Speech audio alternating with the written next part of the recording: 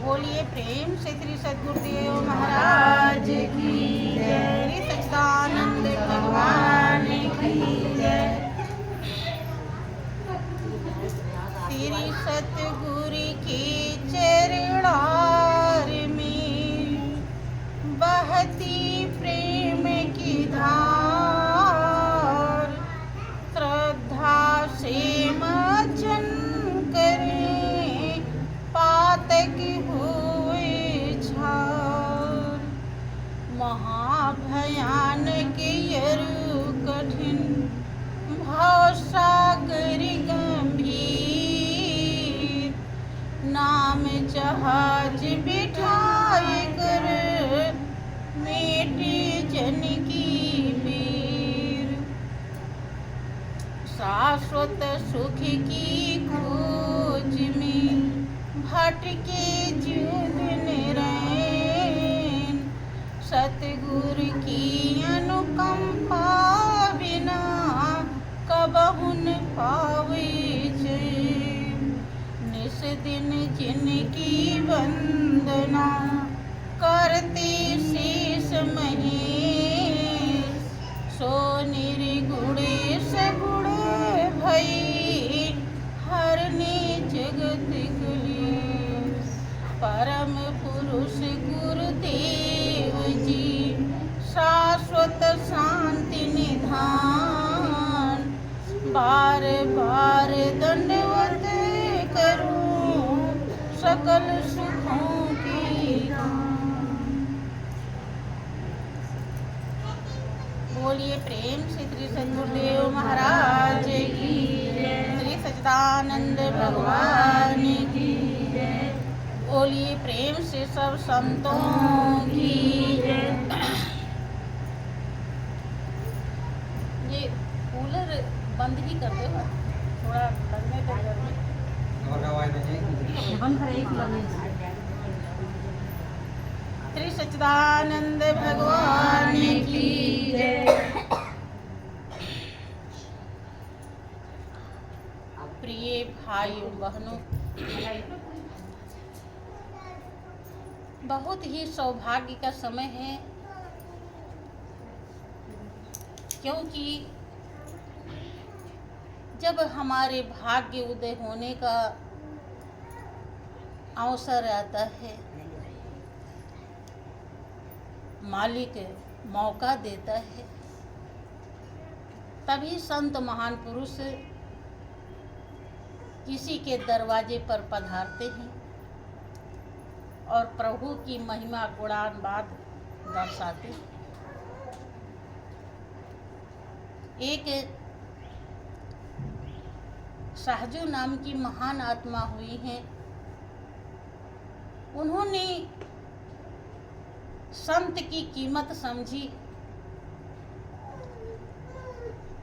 इस दुनिया में कि संत से बढ़कर हितैषी कोई नहीं होता है, क्योंकि संत हमारे विकारों को, दोषों को, पापों को दूर करा के मालिक के लायक बना देते हैं। हमारे और मालिक में बस इतना ही अंतर है, हमारे अंदर तमाम कमियां भरी हुई हैं, दोष भरे हुए हैं, पाप भरे हुए हैं, लेकिन मालिक के अंदर कोई कमी नहीं है, कोई दोष नहीं है, कोई पाप नहीं है, कोई विकार नहीं है। हम उसी के अंश हैं, लेकिन इस दुनिया में आकर के मन बुद्धि चित्त अहंकार इनका संग कर लिया आत्मा ने, और संग करने के कारण जो इनका विकार है उसका भागीदार आत्मा को बनना पड़ता है। संत महान पुरुष ज्ञान दृष्टि दे करके इस सच्चाई को दर्शाते हैं कि ये सब जिस काम क्रोध मद लोभ अहंकार में आप जी रहे हैं, ये बहुत ही दुखदाई है। इससे आपको सुख नहीं मिलेगा, शांति नहीं मिलेगा, संतुष्टि नहीं मिलेगी।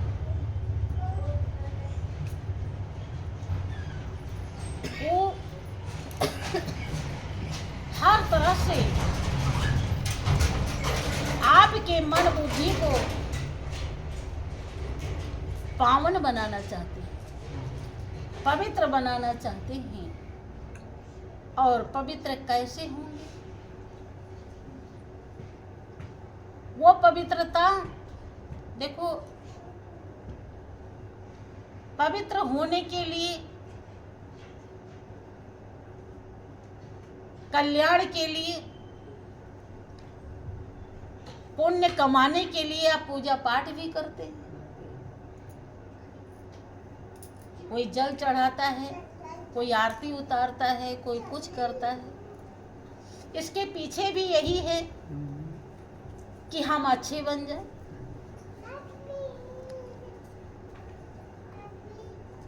हाँ, भाव अंदर में नहीं होता है।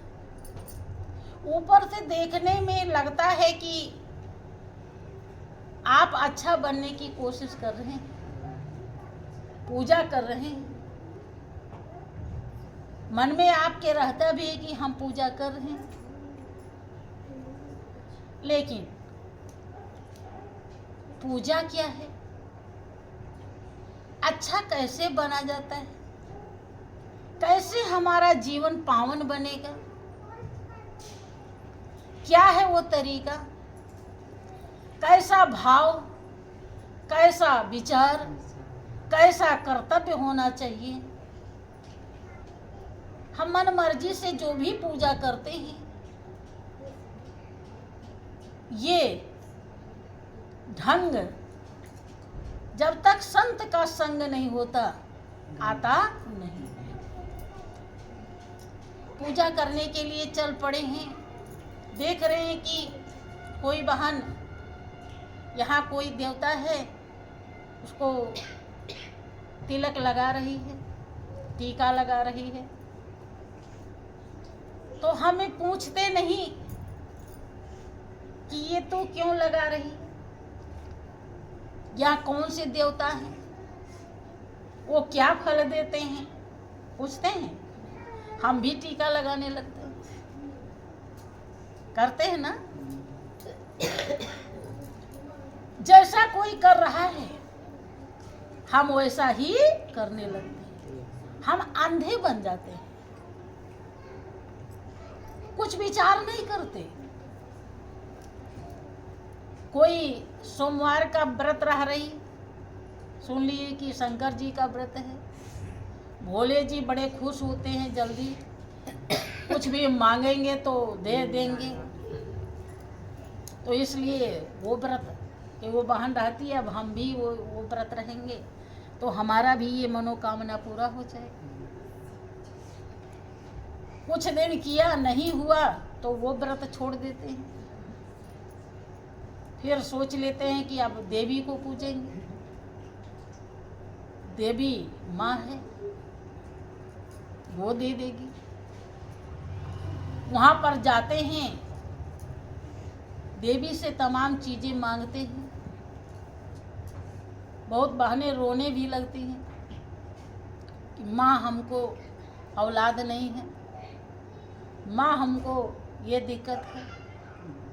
बहुत तरह की दिक्कतें रहती हैं, कोई कुछ कोई कुछ। देखो बहनों, दुनिया में जितने भी व्यक्ति वस्तु हैं, ध्यान से समझिएगा, इससे कभी भी हमारी आत्मा संतुष्ट नहीं होती। इनसे जो भी हमको सुख मिलता है,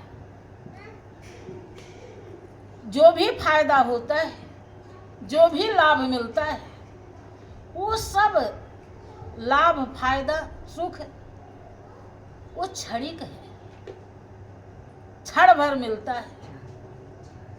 और इनका जब तक हम संग करते रहते हैं, इनके अंदर तमाम प्रकार के विकार हैं। चाहे बेटा ही क्यों ना हो, इस दुनिया में आकर के उल्टा काम कर रहा है, शराब पीता है, जुआ खेलता है और मार काट करता है आपका बेटा, आप उसे जरूर याद करोगे। दिन भर में बहुत बार याद आएगी, आप आएगी कि नहीं? लेकिन बेटा समझ के आप याद कर रहे हैं, उस याद के साथ उसके जो भी विकार है, जो भी उल्टे कर्म है, परसेंटेज आपको उसका भी लाभ मिल जाता है। जैसे जब जब आप याद करते हैं, चाहे वो बेटा हो, चाहे वो भाई हो, चाहे वो बेटी हो, चाहे बहन हो, चाहे पत्नी हो, चाहे पति हो, कोई भी हो, अगर आज कुछ भी उल्टा ज्यादा नहीं कर रहा, फिर भी उससे गलत काम हो जाते हैं। इस दुनिया में कुछ न कुछ दोष पाप उसके अंदर अवश्य रहता है। और दुनिया की कोई भी वस्तु है, उसको पा जाते हैं, जब तक पाए नहीं रहते हैं, तो कब वो मिल जाए, उसमें नाना प्रकार की हमसे गलतियां होती रहती हैं। किसी को कोसते रहते हैं कि इनके कारण नहीं मिल रहा है, ये ऐसे हो जाते तो मिल जाता, बहुत तो सोचते हैं मर ही जाते तो मिल जाता, और मिल भी गया तो वो अहंकार पैदा कर देता है। अर्थात इन सब फायदे से, इन सब के सुख से हमारी आत्मा संतुष्ट है नहीं है। हमारी आत्मा संतुष्ट उससे होती है जिसमें किसी भी प्रकार का कोई दोष नहीं है, जिसे याद करने से शांति मिलती है। अच्छी ठीक है, पति को आपने याद किया, आ गए, आप उनसे खुश हो रही हैं, मगन हो रही हैं, थोड़ा लग रहा है को सुख मिल रहा है, लेकिन ध्यान रहे एक सिक्के के दो पहलू होते हैं। ये जितने अच्छा होता है उतने ये बुरा होता है। तो उनसे जो आपको सुख मिल रहा है, उसके पीछे उनके पाप दोष भी हैं। जब वो हंस खेल रहे हैं तो उसी में विकार भी हैं, वो भी आपको मिलेंगे या नहीं मिलेंगे? वो भी मिलेंगे। इसलिए देखो, माता पिता दो मिल करके औलाद पैदा करते हैं तो दोनों के लक्षण रहते हैं उसमें। कभी कभी देखा होगा कि बच्चे के अंदर, किसी के अंदर ज्यादा माँ का लक्षण रहता है, किसी के अंदर पिता का रहता है। किसी के साथ आप उठते बैठते हैं, जब बैठेंगे तो कुछ न कुछ बोलेंगे, कुछ न कुछ कहेंगे। बहाने हमारी हम देखते हैं कि अगर दो बैठी हैं तो चुप नहीं रहती, चुप रह ही नहीं सकती। पता नहीं क्या इतना भारी हाँ, दुनिया में जो भी बहने हैं जिन्हें सच्चाई का बोध नहीं, सच्चा ज्ञान नहीं मिला है, वो बोले तो ठीक है, क्योंकि उसके अलावा मन लगाने के लिए उनके पास कुछ नहीं। लेकिन प्रेमी बहनों को, प्रेमी भक्तों को कभी भी अनर्गल बात नहीं करनी चाहिए। एक एक पल बहुत कीमती है। जहां भी वो बैठे, भले दो रहें, उन्हें प्रभु के नाम का चिंतन करना चाहिए। क्योंकि जब संत सतगुरु का शरण मिल जाता है तो ऐसा ज्ञान मिल जाता है कि आप जहां हैं वहीं पर आपका राम है, वहीं पर आपका कृष्ण है, वहीं पर आपका शंकर है, वहीं आपके देवी है। जो सबका स्वरूप है, जो एक है, उसको गुरु महाराज जी ने आपके हृदय में दर्शा दिया। हृदय में तो पहले भी था, लेकिन आपको पता नहीं था। और गुरु महाराज जी का जब ज्ञान मिलता है तो वो दर्शा देते हैं। जहां है आप, वहीं आपकी सच्ची पूजा हो रही है। और जब आप उससे जुड़े हैं, उसे लागू कर लिए हैं, उधर ध्यान दे दिए हैं, और ध्यान देते ही आपको उसका असर होने लगता है, आपको शांति मिलने लगती है, आपको संतुष्टि मिलने लगती है, चैन आ जाता है आपके अंदर। किसी भी प्रकार की बेचैनी हो रही तो हट जाती है।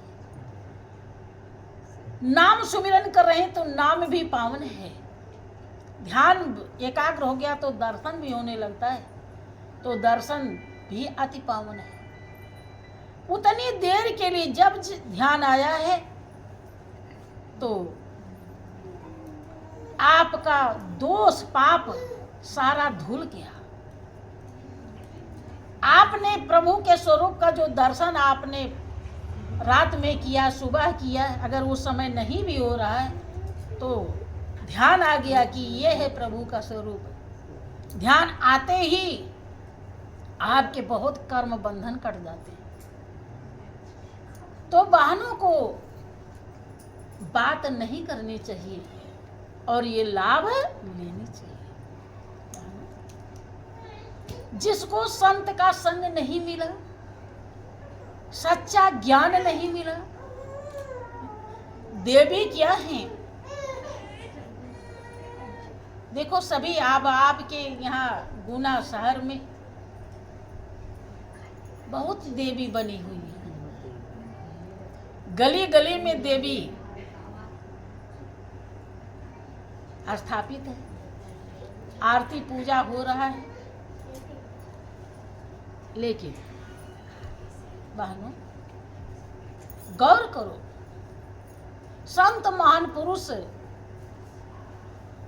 सच्ची पूजा बताते हैं। वास्तव में देवी क्या है? देवी को एक मूर्तिकार आदमी ने बनाया है, नहीं बनाया, बनाया है। और उसी देवी से आप अपना इच्छित फल मांगने जाते हैं। मांगते हैं नहीं, वहीं जाते हैं, मांगते हैं कि मुझे ये चाहिए, मुझे ये चाहिए, मुझे ये चाहिए। आप ध्यान दीजिए, जब वो देवी न हिलती है, न डुलती है, न बोलती है, वहां पर शेर चीते बने रहते हैं। शेर काटता है? काटता है कि नहीं? नहीं काटता। काटता है शेर।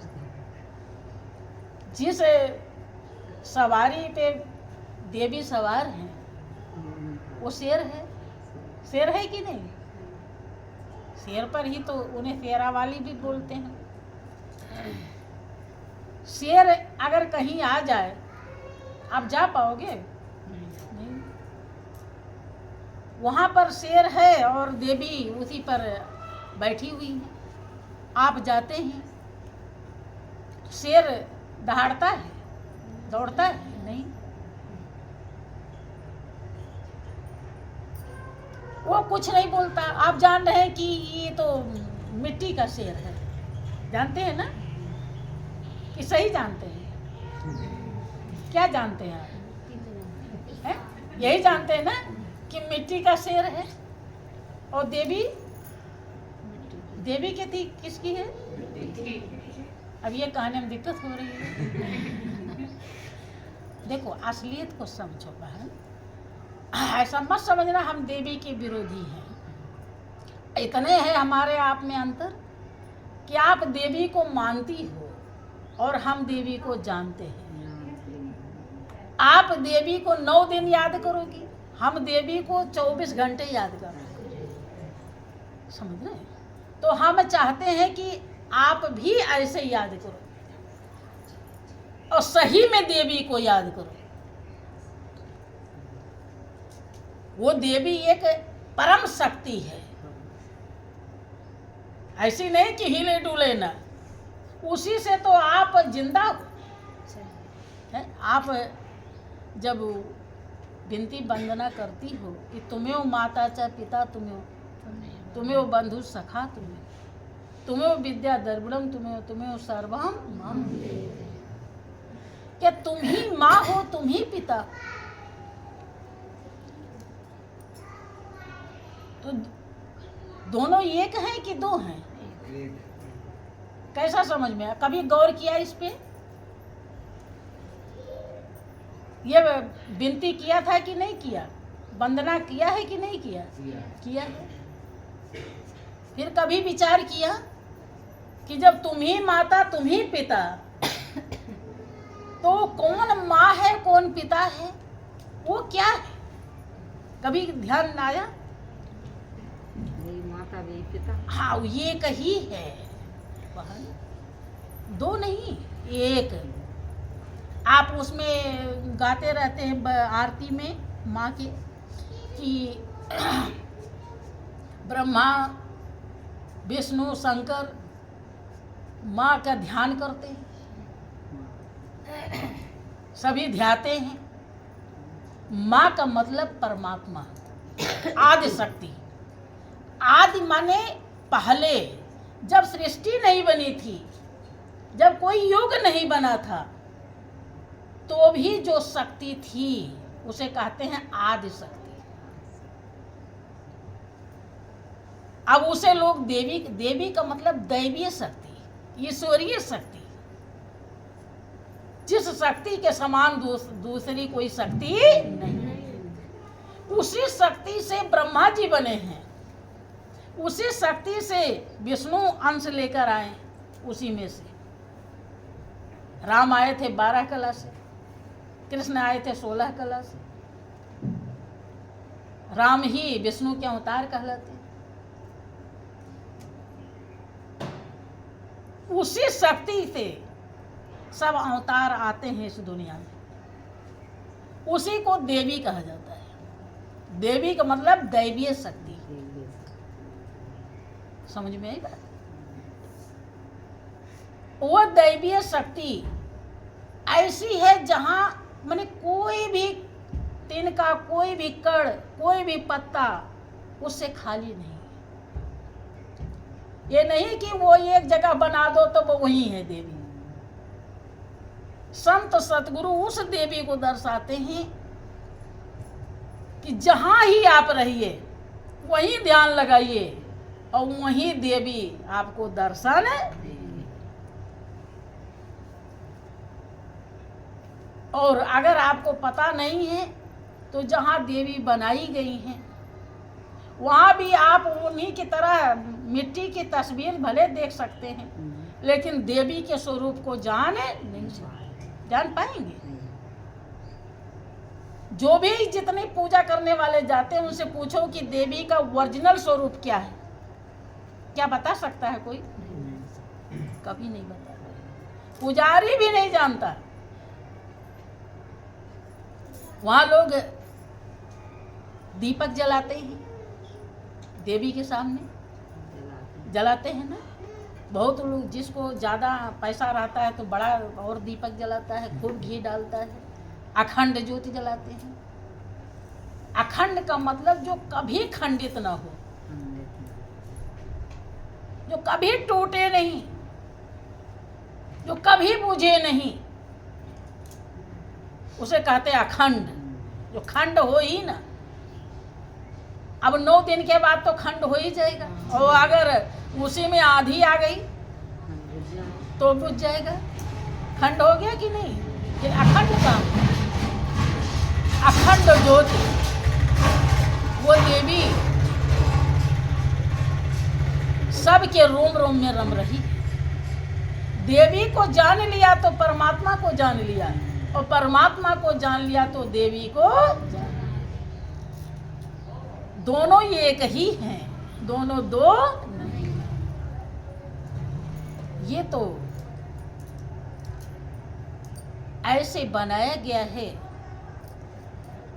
क्योंकि हीरा किसी बिरले के घर में होता है। पैसा कौड़ी तो सबके घर में मिल जाएगा थोड़ा बहुत, लेकिन हीरा अर्थात सच्चाई को कोई बिरले समझ पाता है। और जब तक संत सद्गुरु का संग नहीं होगा तब तक आप इस देवी को नहीं जान पाएंगे।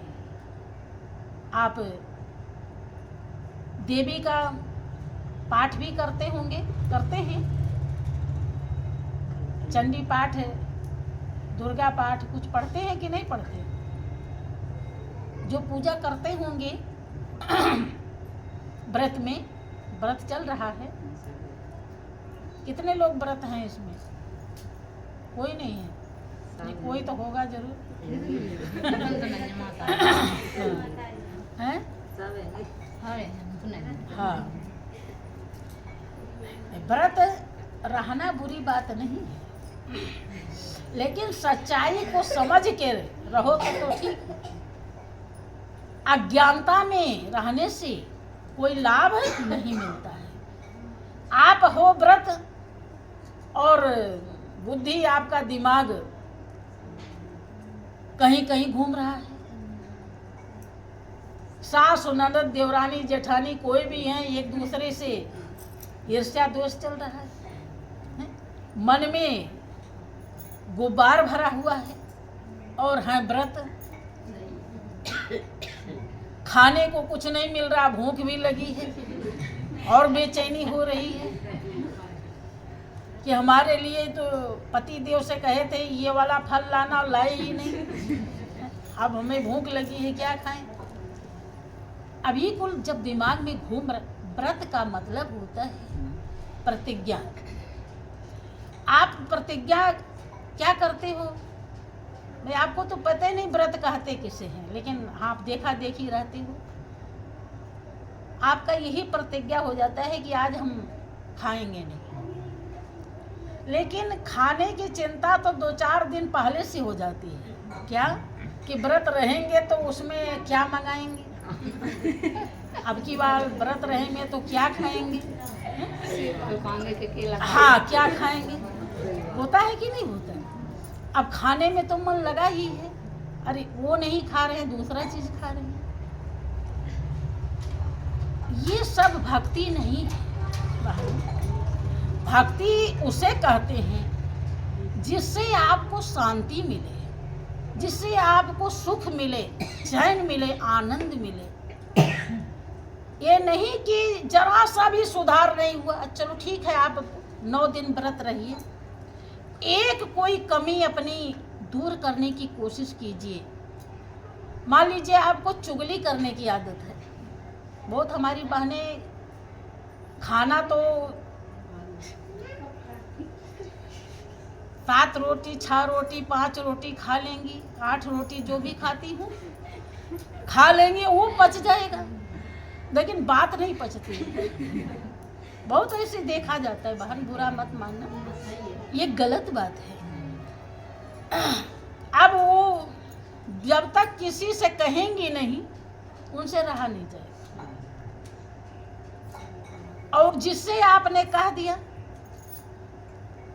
और उसके मन में कुछ कुछ होने लगा, और जिसकी बात है उसके प्रति उसे ईर्ष्या पैदा हो गया, तो ये पुण्य हो रहा कि पाप हो रहा है?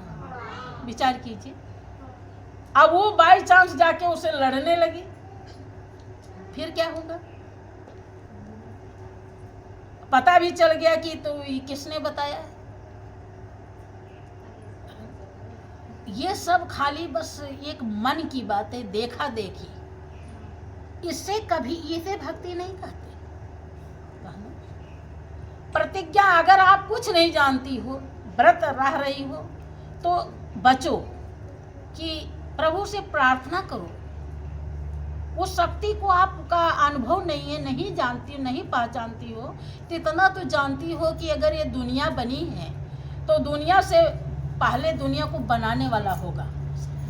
कोई चीज़ अगर बनी है तो उससे पहले उसको बनाने वाला होता है। तो जो बनाने वाला, भले आप नहीं जानती हो, इतना मान के ही चलो, तो उसे प्रार्थना करना चाहिए कि हे प्रभु, मेरा व्रत सफल हो जाए, आज मैं तेरे नाम पे खाना नहीं खा रही हूँ, तो प्रभु मेरे अंदर कुछ सुधार होना चाहिए। मेरी कोई गलती सुधर जाए तो ज़्यादा अच्छा है। उसमें से चुगली वाली ही गलती ले लो अगर आदत है तो, कि प्रभु ऐसा हमको बना दो मेरे नाथ कि मेरे हृदय पर कंट्रोल हो जाए, मैं किसी की बात को पचा सकूं, दूसरे से कहूं।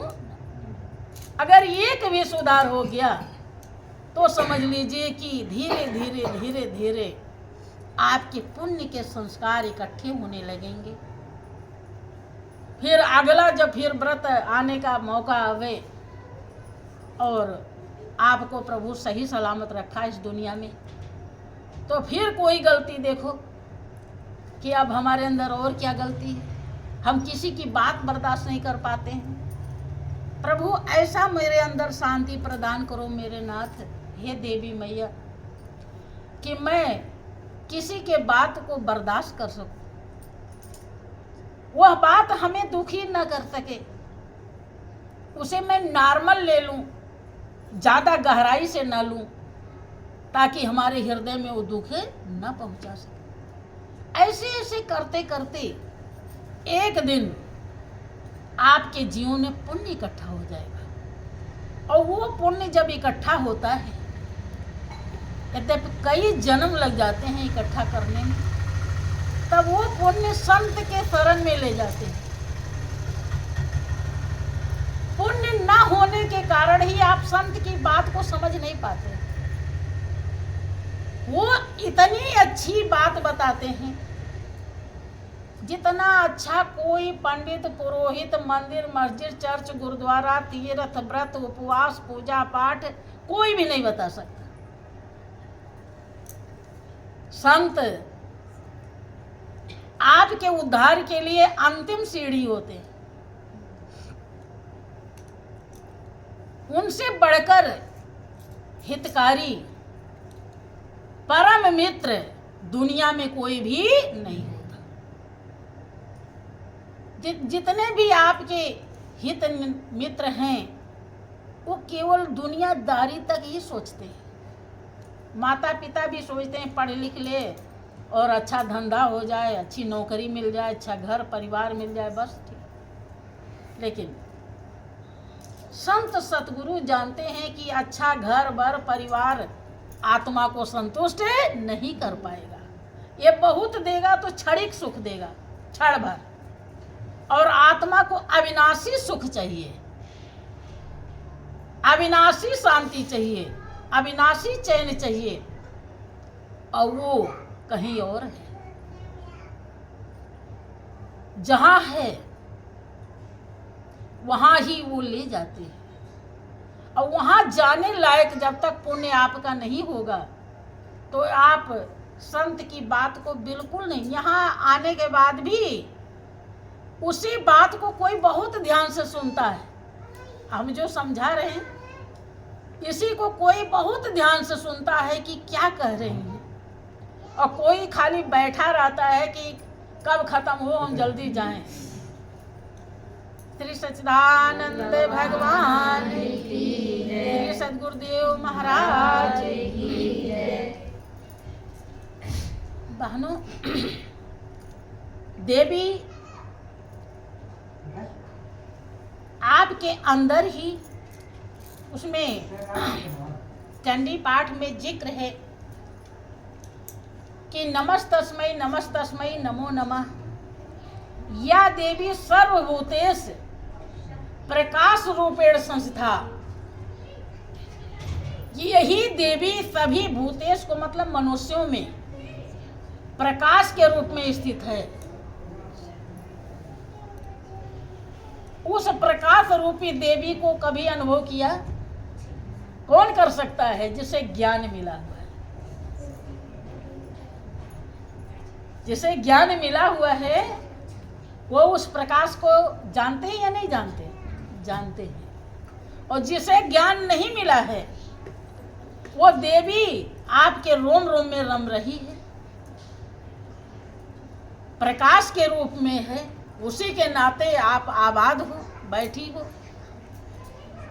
लेकिन आप उस देवी का दर्शन नहीं कर सकते कि या देवी सर्वभूतेषु चैतन्य रूपेण संस्था। यही देवी सभी मनुष्यों के अंदर चेतना के रूप में स्थित है। वही देवी ही चेतना है। देवी अगर निकल जाए तो आप ना हिलेंगी, ना डुलेंगी, ना बोलेंगी, कुछ भी नहीं करेंगे। कि चेतना भी वही है, देवी। अब उस चेतना को जाना क्या है आपने, और नहीं जाना तो आप देवी को नहीं जानती। आप जो ऐसे पूजा कर रही हैं उससे आपको शांति नहीं मिलेगी, संतुष्टि नहीं मिलेगी। हाँ, जो आपने पुण्य किया है, कुछ दान करी है वहां जा करके, कुछ चढ़ाती बजाती हैं, कुछ त्याग तपस्या करती हैं, उससे शुभ कर्म बन जाता है। लेकिन उद्धार कल्याण तो देवी को जानने के बाद ही होता है। यही देवी सभी मनुष्यों के अंदर शांति के रूप में स्थित है। वही देवी में ही शांति भी है। लेकिन जब तक उस स्वरूप को आप नहीं पहचानेंगी तब तक आपको शांति मिलने वाली नहीं। और ये जब तक संत का संग नहीं होगा कभी भी संभव नहीं है। इसीलिए संत की कीमत जब सहजो बाई ने जाना, जो एक बहुत बड़ी महान आत्मा हुई है, वो कहती है कि 68 तीर्थ गुरु चरण बसे